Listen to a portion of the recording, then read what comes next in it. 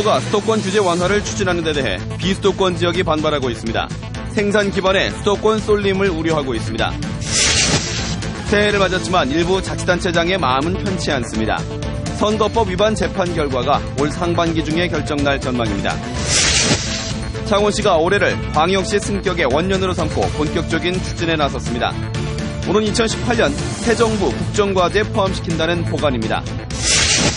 경남 지역 대학생들의 취업을 위한 맞춤형 교육이 경남 지역 기업에서 해외 취업까지 확대됩니다.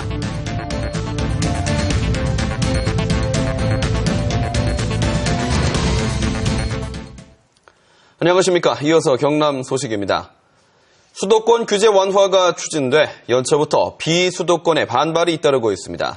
수도권에 공장이 쉽게 들어설 수 있도록 규제가 풀리면 비수도권의 생산 기반이 수도권으로 쏠릴 것이라는 우려입니다. 천윤수 기자의 보도입니다.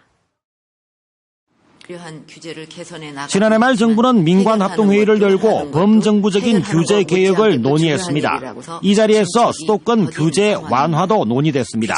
자연보전권역 안의 공장 신증설 규제와 경제자유구역 내 국내 기업의 공장 총량제 등의 규제를 완화하는 내용입니다.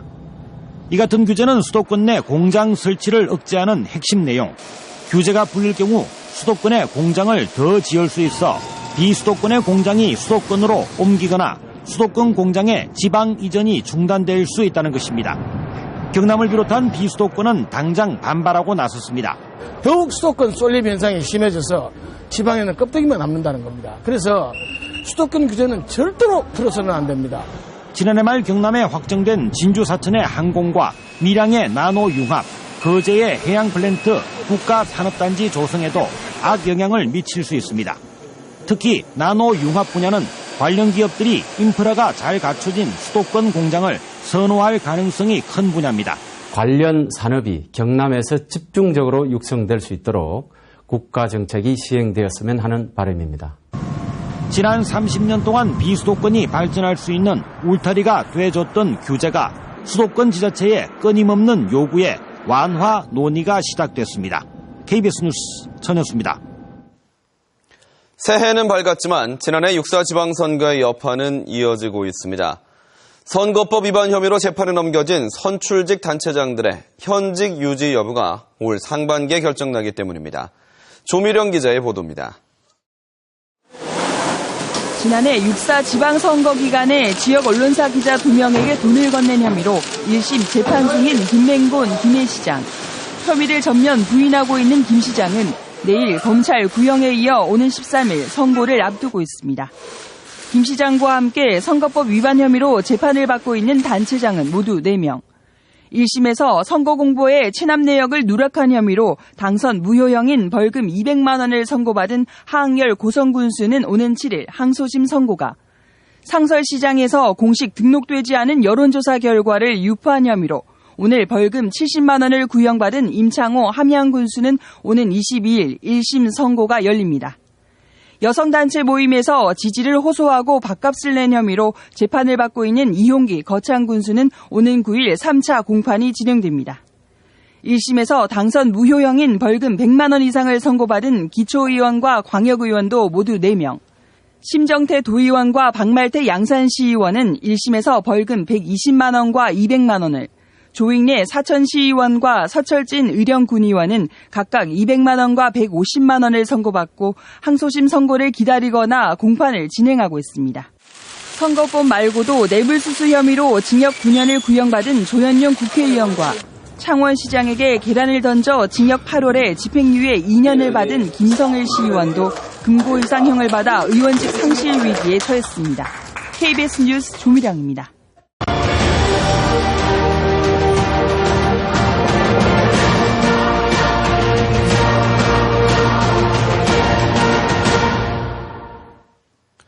창원시의 여론조사 결과 응답자의 절반 이상이 광역시 승격을 찬성한 것으로 나타났습니다. 창원시는 여론조사 결과를 토대로 올해가 광역시 승격의 원년이 될 것이라며 구체적인 시책을 제시했습니다. 보도에 진정은 기자입니다. 저는 2015년을 광역시 승격 운동의 원년으로 삼고 본격적인 추진을 단계적으로 착수하겠습니다. 안상수 창원시장이 광역시 승격 작업에 본격적으로 나섰습니다. 올해 범시민 추진협의회를 구성해 내년 입법 청원서를 제출하고 오는 2017년 대선 공약으로 만들어 2018년에는 새 정부 국정과제에 포함시킨다는 보관입니다. 광역시 승격 작업의 동력은 시민 여론조사 결과입니다.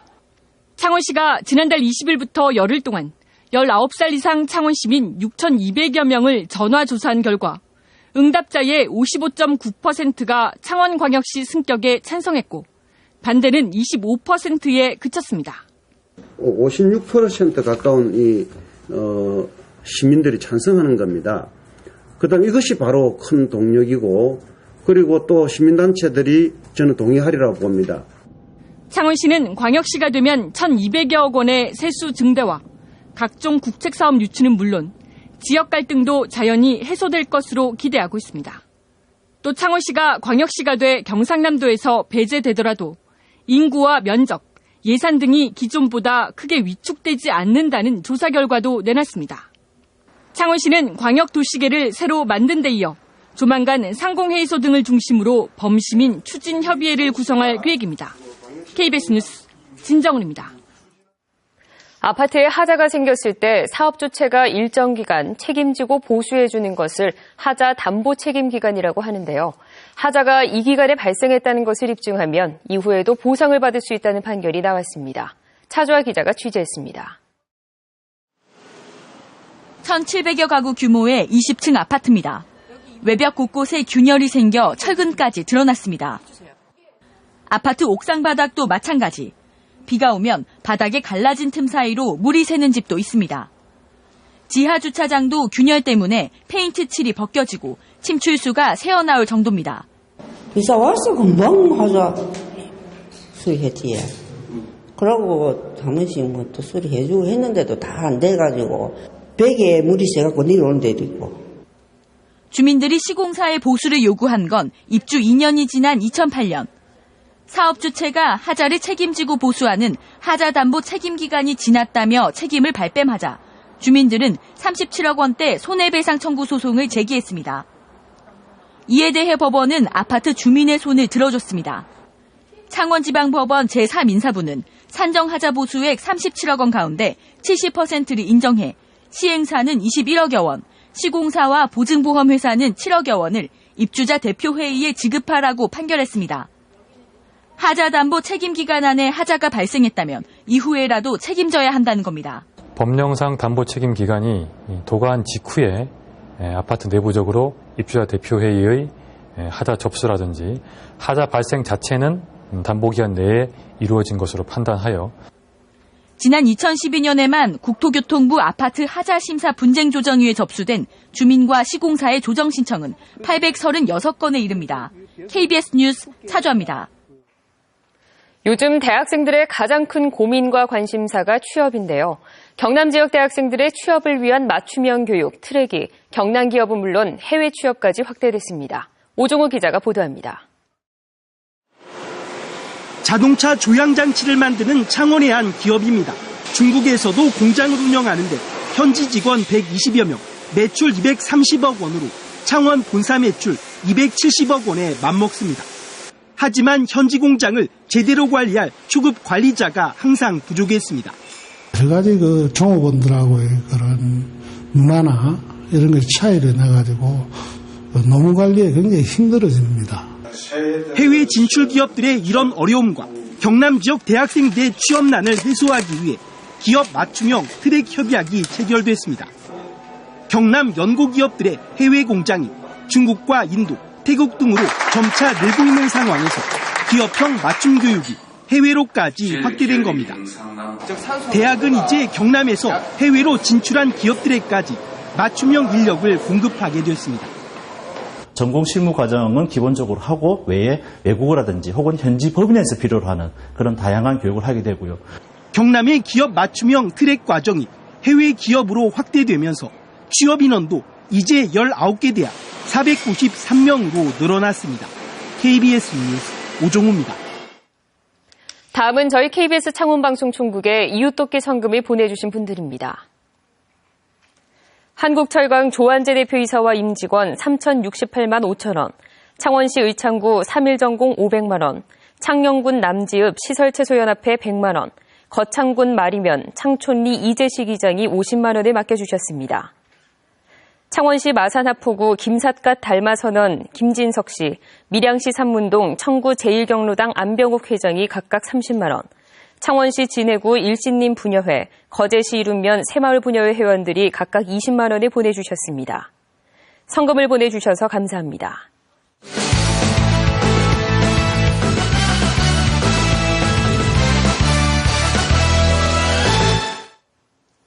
주요 단신입니다.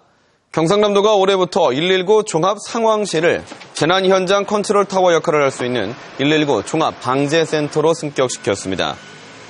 이에 따라 119 종합 방재센터는 자연과 인적 재난 사고에서 인적, 물적 피해를 최소화하기 위해 일괄적이고 종합적인 지휘를 내리는 역할을 맡게 됐습니다. 경상남도가 지난달 말 진주의료원 재개원 주민투표를 위한 대표자 증명서를 교부했습니다. 대표자 증명서 교부에 따라 대표인들은 오는 6월 28일까지 경남 지역 전체 유권자 265만여 명의 5%인 14만여 명의 서명을 받으면 진주의료원 재개원을 묻는 주민투표를 청구할 수 있습니다. 하지만 홍준표 경남도지사는 주민투표를 추진하지 않을 방침이라고 밝혀 다시 법적 분쟁이 불가피할 전망입니다. 올해 경남에 34개 산업단지가 건설돼 공장터 867만 제곱미터가 공급될 예정입니다. 시군별 산업단지는 함안군이 8개로 가장 많고 김해 7개, 창원 4개, 사천 2개며 진주와 통영, 거제 각각 1개씩입니다. 경상남도는 부산, 울산 등지에서 경남으로 이전하는 기업체가 많기 때문으로 2만 7천 명의 고용 창출 효과가 날 것으로 기대하고 있습니다. 두산중공업이 카자흐스탄에서 처음으로 3,400억 원 규모의 카라바탄 복합화력발전소 공사를 수주했습니다. 경남 소식이었습니다.